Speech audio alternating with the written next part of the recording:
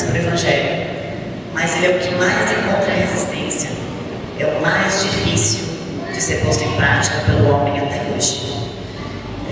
No Sermão do Monte, em Mateus capítulo 5, versículos 43 e 44, o Mestre Jesus ele nos deu um direcionamento para uma nova ordem moral, uma nova conduta moral. E ele disse: amai-vos aos vossos inimigos, bendizei os que vos maldizem, fazei o bem a quem vos odeia, orai por aqueles que vos maltratam e vos perseguem, para que sejais filhos do vosso Pai que estais nos céus.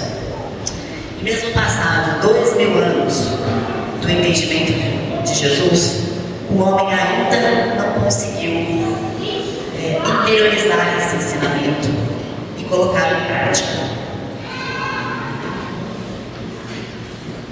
Se a gente se debruçar pela história da humanidade, nós vamos ver quantas guerras, quanta maldade, quanto derramar de sangue, quantas enfermidades em nível mundial nós fomos acolhidos, e eram todas oportunidades que tivemos de ser fraternos e falhamos. Emmanuel, ele encara esse predizer de Deus de tamanha importância que ele geralmente comentou sobre vários versículos, né? E ele tem ali algumas passagens, comenta 3, 4, 5 vezes sobre outros versículos. Esse em específico, ele comentou entre mensagens diretas e indiretas com relação a amar os nossos inimigos 30 vezes no Evangelho. 30 vezes. O que isso parece para mim? Que a espiritualidade está muito preocupada em lembrarmos que é importante a gente interiorizar e colocar em prática esse ensinamento, esse pedido de Jesus. Bom, vamos ser honestos, né? É fácil, é gostoso, é prazeroso amar quem nos ama, quem nos bendiz, quem nos quer bem. E às vezes é até difícil retribuir com um amor de quem nos ama. Mas pressupor, entregar amor a um inimigo parece mais difícil, né? Parece uma tarefa humanamente impossível. Será?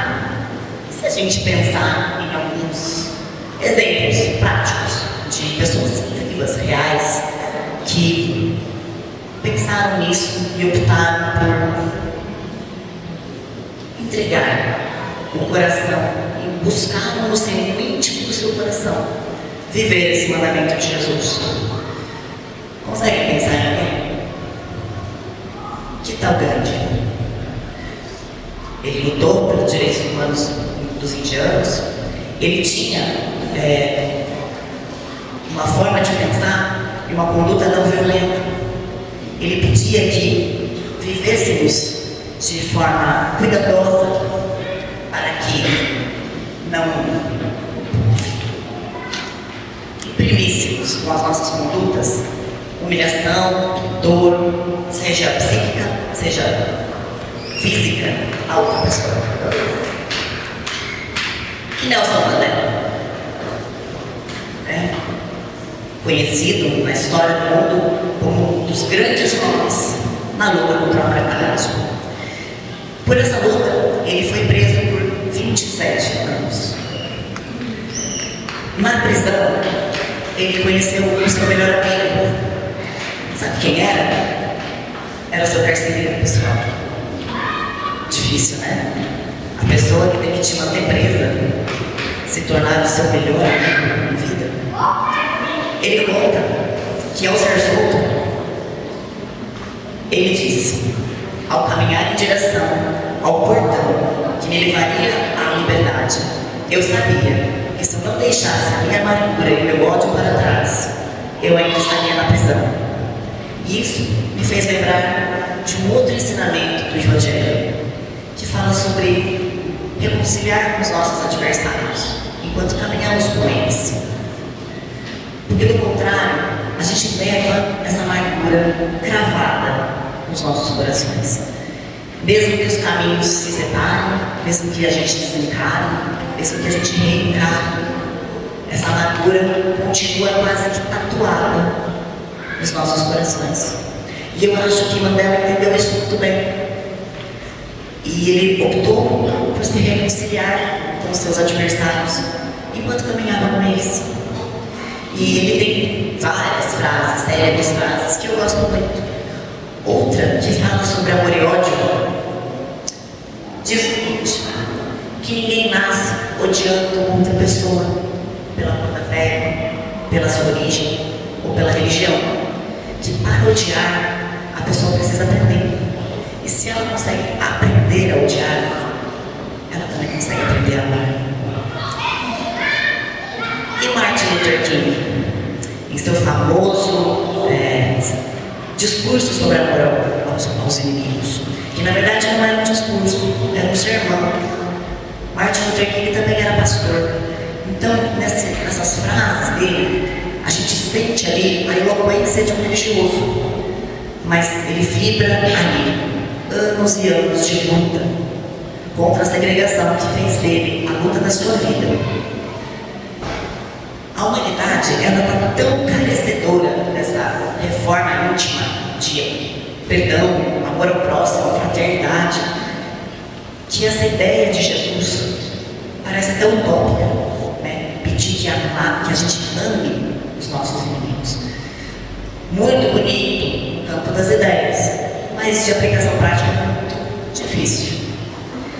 É tão utópica que a ética cristã, ela parece ser a ética dos fracos, não dos espíritos fortes e corajosos, que seria quase que um ato de fraqueza, perdoar, deixar para lá, tentar compreender os motivos pelos quais alguém nos faz mal.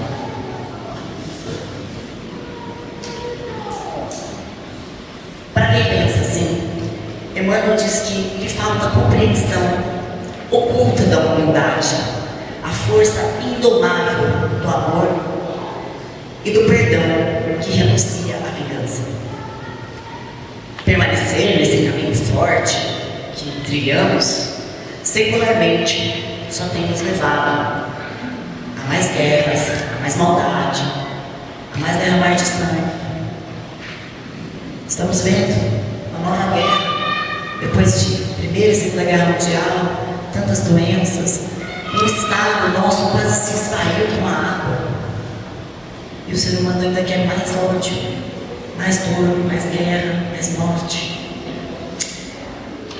Devolver a sombra com a sombra só nos deixará no escuro. O único meio de quebrar esse ciclo vicioso da sombra é com a luz. Não que seja fácil, né? Jesus nunca prometeu facilidade. Muito pelo contrário. Em várias passagens do Evangelho, ele frisou: aqueles que o quisessem seguir, que tomassem a sua cruz. Mas não uma cruz que representasse um sofrimento descabido, mas a cruz que simbolize o nosso ímpeto de agir fraternalmente. E se essa orientação era uma necessidade há 2000 anos atrás, agora ela se faz ainda mais. Num mundo que nos conectamos diariamente com milhares de pessoas, nas suas mais infinitas polarizações de ideias,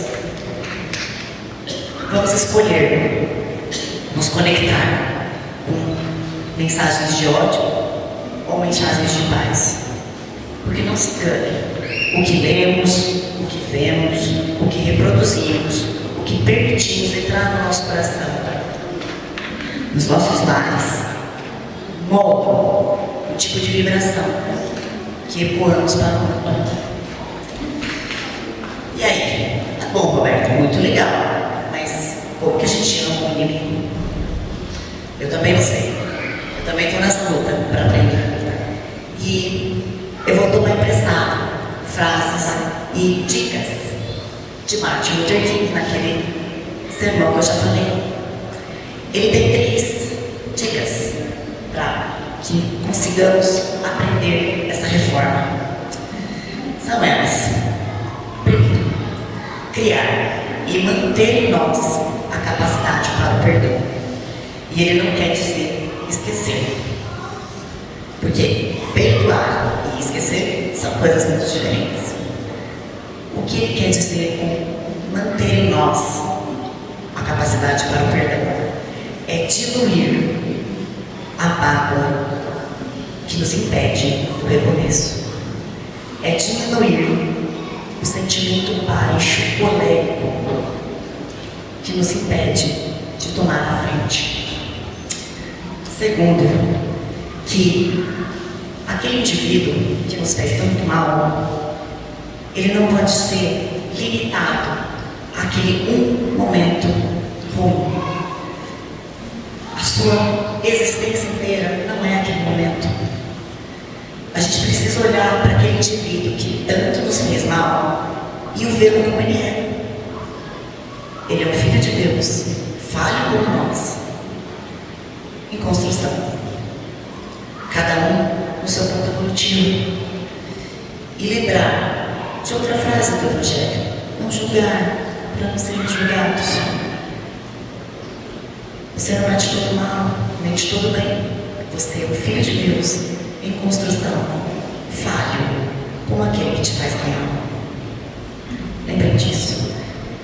E finalmente, terceira dica: que não há melhor maneira de vencer um inimigo do que convertê-lo em um amigo.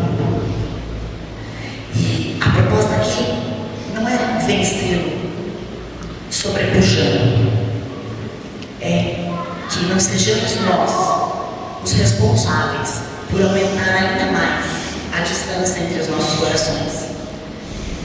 O torná-lo um amigo seria aproximá-lo,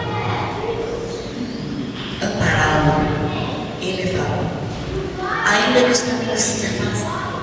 Quando pensar nessa pessoa, que não consiga vibrar por ela sentimentos de ressentimento, de ódio, de mal dizer, que a gente possa vibrar luz por aquela pessoa, que ela encontre um caminho melhor, que ela encontre escolhas melhores e que nós sejamos igualmente abençoados por escolhas e caminhos melhores. Então, meus amigos, eu vou convidar vocês a, junto a mim, carregarmos com Jesus a mesma cruz. Lembrando que não é uma cruz que simbolize um sofrimento descabido, mas aquela que vai nos encaminhar para uma vida de plenitude e de amor. Boa noite a todos. Estejam todos com Jesus.